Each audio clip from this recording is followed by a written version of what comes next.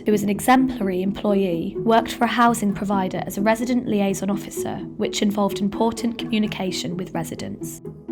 After 8 months in the job, the company took on a new contract and all employees had to undertake a criminal record check. Janet brought in a recent enhanced DBS certificate for some voluntary work, which had details of a 2001 conviction for fraud which she had done 2 years in prison for. The conviction had been spent for a long time and was not something she needed to declare for her role. Janet's employer immediately began disciplinary proceedings against her. They said she had breached their trust in failing to disclose her conviction and that continuing in the role could potentially undermine the company's reputation. Janet's convictions were spent under the Rehabilitation of Offenders Act, so she was not under any obligation to disclose the convictions. Although the new contract required criminal record checks to be undertaken, the role was only eligible for a basic DBS check, which would not disclose Janet's convictions because they are spent.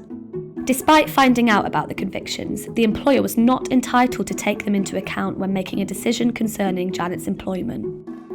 There is no reason to believe that residents or contractors would find out about historical convictions.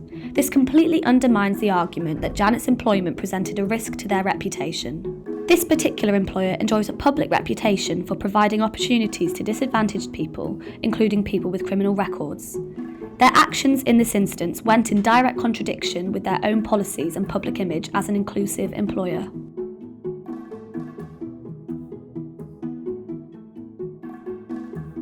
We drafted the grounds for an appeal, explaining that through the dismissal they had breached the Rehabilitation of Offenders Act and also the Data Protection Act.